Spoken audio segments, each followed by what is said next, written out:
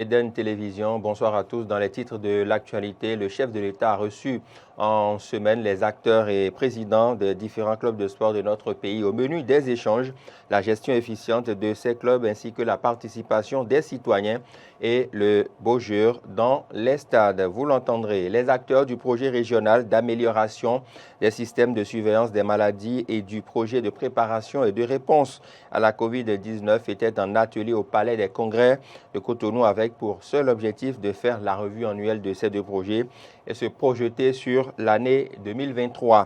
Hors de nos frontières, elle est déclarée persona non grata, la coordonnatrice de l'ONU dans le Burkina Faso, l'italienne Barbara Manzi. Donc, les raisons sont à suivre dans cette édition. Voilà pour le sommaire.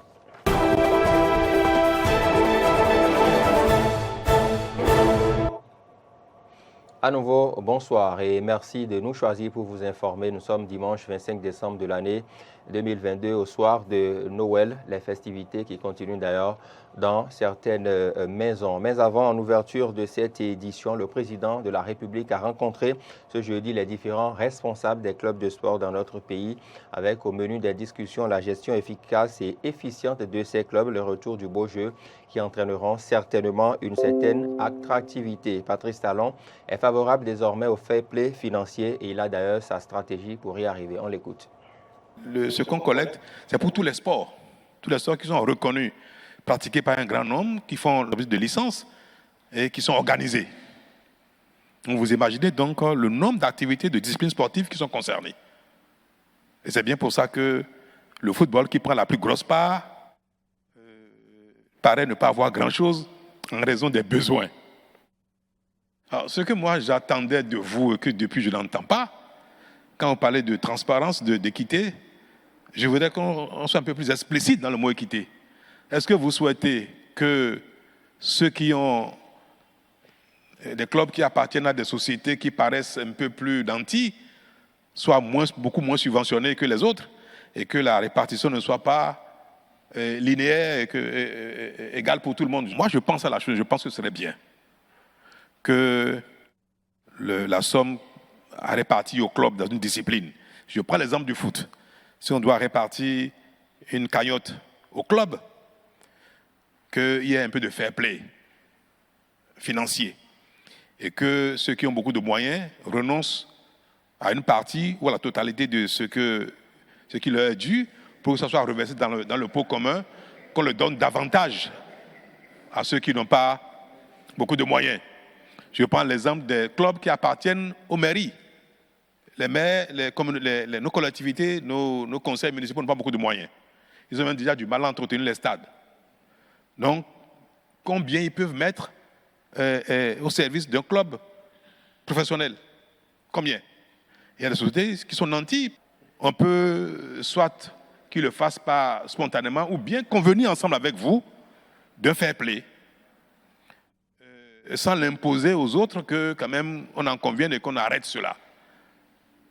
On va forcer un peu la main qu'ils acceptent qu'il y ait une convention de fair play financier par lequel, en raison du poids économique des sociétaires, de ceux qui sont sociétaires, à qui appartiennent les clubs, qu'on regarde le poids économique et qu'on fasse un abattement sur la subvention qui leur est versée et que ça aille équilibrer un peu pour relever le niveau de la compétition. C'est même pour leur intérêt. Donc, c'est vertueux pour nous tous de pouvoir trouver les moyens d'équilibrer un peu les revenus, les budgets des clubs pour que tout le monde puisse relever un peu son niveau. Toujours au cours de cette rencontre, le chef de l'État a évoqué la nécessité de faire contribuer les citoyens à la gestion de leur club et partant les infrastructures sportives. On écoute Patrice Talon. Oui. Il y a aussi de petites choses qu'on peut faire au niveau des communes pour collecter un peu d'argent et créer une envie, parce qu'aujourd'hui, les stades, l'accès est gratuit, n'est-ce pas? Dans toutes les communes, tous les stades, c'est gratuit. C'est bien. Nous faisons ça pour créer davantage l'engouement, une émulation dans les communautés pour que les gens aillent au stade, encourager les joueurs, demander à leurs enfants de jouer et que l'environnement footballistique ou sportif de manière globale soit quelque chose qui concerne tout le monde, toute la masse, que les terrains soient remplis. C'est bien pour les joueurs C'est bien pour la communauté, c'est bien pour ceux qui y vont parce que c'est un loisir et c'est quelque chose qui concourt à créer un environnement de paix, de cohésion, de convivialité dans les communautés. Donc c'est pour ça qu'il faut que durablement nous maintenions cette gratuité d'accès, parce que moi je regarde les matchs, pour le moment les stades ne sont pas remplis. Il y a quelques communes dans lesquelles il y a du monde. Il y a des communes où les tribunes sont un peu vides. Et ça, c'est pas bon. Et d'ailleurs, c'est la responsabilité des maires et des présidents de clubs, créer des fan clubs dans les arrondissements, dans les quartiers, pour qu'à l'occasion des matchs, il y ait une ruée, beaucoup de monde qui arrive dans les stades. À la limite, on peut même mettre des bus, des minibus à la disposition de ces fan clubs-là, et ça va créer quelque chose. Donc, il faut être imaginatif, il faut avoir de la volonté, il faut avoir un engagement, il ne faut pas laisser les choses se faire toutes seules. Et c'est ce que vous faites, ce n'est pas suffisant. Il faut avoir une dynamique pour créer vraiment cet environnement de grande passion. On devient meilleur, on devient champion quand on est passionné. Les pays qui sont au sommet du sport, c'est les pays même pauvres, c'est les pays dans lesquels le sport est une passion collective, dans lesquels la masse est passionnée. Prenez l'exemple, que ce soit en athlétisme, partout. C'est la passion collective qui génère non seulement les ambitions, les engagements, mais également le dévouement. Donc, il faut que, si on veut que le sport devienne vraiment un outil de développement et quelque chose qui nous révèle, nous célèbre et qui contribue au développement, il faut susciter, il faut agir pour créer cette passion collective. Et les stades sont un bon moyen de le faire en faisant souvent les voies et moyens pour que les gens remplissent les stades, quel que soit le sport. Mais donc, s'il y a du monde dans les stades, il y a un petit moyen de faire quelque chose. C'est comme on fait dans les églises. La quête. À la mi-temps, vous pouvez placer avec des jeunes hommes, bien des demoiselles, quelques urnes, une caisse cadenassée bien avec la fente. Et puis on demande aux gens, pour soutenir leur équipe, de donner un petit quelque chose. Que les gens donnent 25 francs, 100 francs, 10 francs, certains 100 francs, 1000 francs, vous allez voir sur l'année ce que ça peut, vous pouvez collecter. Quand on a un budget de 120 millions, que sur l'année on peut collecter 1 ou 2 ou 3 millions, c'est énorme. Ça fait 3, 4, 5, 10%. Il y a des endroits où demain vous allez voir, on peut collecter beaucoup. Et puis en le faisant, on crée un attachement, un lien entre l'équipe, les footballeurs, et celui qui donne 50 francs, 100 francs de sa propre volonté. Le jour où il est content, s'il a 5 000 francs en poche, il peut tout donner. Parce qu'il a vu une équipe extraordinaire jouer, l'euphorie, la fierté fait que, vous savez, comme la foi, quand les gens ont la foi, ils peuvent tout donner, toute leur fortune. Hein. Donc, les gens peuvent donner beaucoup d'argent. Il faut instaurer ça. Moi, j'ai vu ça nulle part. Donc, voilà des petites choses qui vont faire que nous tous, nous allons contribuer au développement des sports dans le pays. Volet littérature dans cette édition. La première édition du concours littéraire dénommé L'Heure silencieuse a eu lieu ce vendredi à Cotonou en tenant toutes ses promesses initiées par le ministère de la Culture, du Tourisme et des Arts et implémentées par la direction de la Bibliothèque nationale. L'objectif visé est de montrer l'importance de la lecture au profit des jeunes et des adolescents qui ont été primés à l'occasion. Voici le compte rendu. C'est une première édition de la cérémonie de délibération du concours littéraire dénommé L'Heure silencieuse. Les précisions sont apportées par le premier responsable de la Bibliothèque nationale. L'Heure silencieuse est un dispositif de promotion de la lecture auprès des publics béninois, tous âges compris. Et il s'agit d'un concours de compte rendu de lecture qui vise à attirer l'attention du citoyen en général sur l'utilisation qu'il fait de ses heures de repos. La Bibliothèque nationale du Bénin assure depuis le mois de mai 2021 la tutelle du réseau de lecture publique. Elle est en mesure d'initier et de participer à des activités de promotion du livre et de la lecture au Bénin et à l'étranger. C'est surtout notre façon de rester aux côtés des lecteurs, surtout les plus jeunes, pour démentir ce que moi j'appelle une incantation et qui dit, je cite, « les jeunes ne lisent plus ». Si vous voyez l'effectif des jeunes qu'il y a dans cette salle, vous comprenez qu'il y a un intérêt continu et marqué pour la lecture. Les lauréats se disent satisfaits.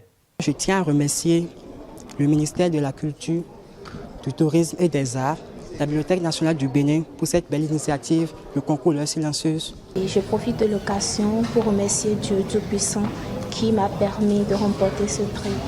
Je salue également le ministre du Tourisme, de la Culture et des Arts. Le cap est désormais mis sur l'année 2023 pour la deuxième édition.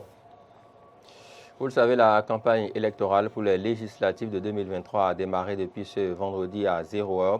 Quelques citoyens rencontrés dans la ville de Cotonou se sont exprimés sur ce processus et ont d'ailleurs invité tous les acteurs politiques à œuvrer pour une campagne apaisée. On les écoute, ils sont ici au micro de Clémence Tonoucoin. La campagne électorale, nous y sommes, ça a déjà démarré et je me réjouis. Cette partie, c'est une élection inclusive. Je veux que ça se déroule dans la paix, dans la transparence. Et que je souhaite bonne chance aux 1962 candidats. Et je leur souhaite du courage.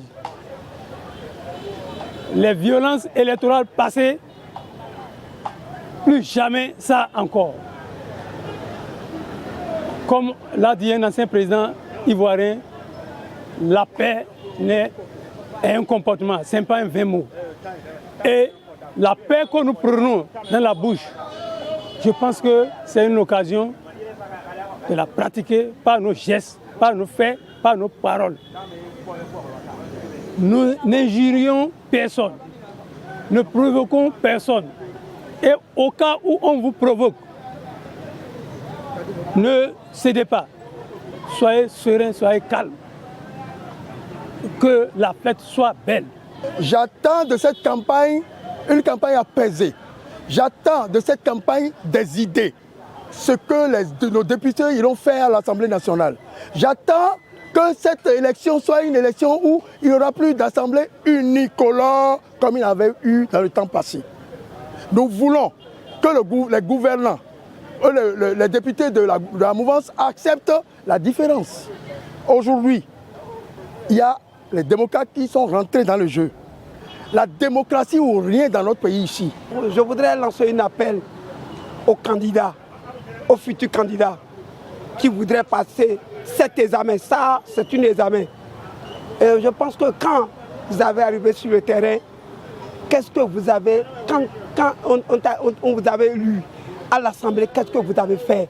C'est ce projet que vous avez sorti dans votre bouche. Il ne faut pas dire que les démocrates ont fait ça, les oppositions ont fait ça, les UBA ont fait ça, les UP ont fait ça. Nous, on ne veut pas ça là.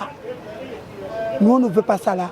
En tant qu'observateur, il faut parler concrètement, que le peuple béninois savoir que ce que cette candidat a dit, si c'est bon, le peuple va voter cette candidat. Et encore, je ne veux pas que les élections passées en 2019, il y a beaucoup de morts. Moi, je ne veux pas, en tant qu'observateur, moi, je ne veux pas. C'est ça que les d'autres présidents, comme les anciens présidents, Boni Yahi aussi l'a dit ça, il veut qu'on veut aller aux élections, pas de violence. Et même tout à l'heure, j'ai pris un journal, j'ai lu ça, et de Tony Madougou. Madougou, lui aussi, il a dit ça, qu'on veut aller aux élections, on ne veut pas la violence. Si on en suit sur le terrain, si les opposants qui ont gagné, il faut dire que c'est les opposants qui ont gagné. Si les mouvanciers qui ont gagné, il faut dire que c'est les mouvanciers qui ont gagné. Et les opposants voudraient féliciter les mouvanciers aussi. Et les mouvanciers aussi voudraient féliciter les opposants. C'est ça que nous on veut.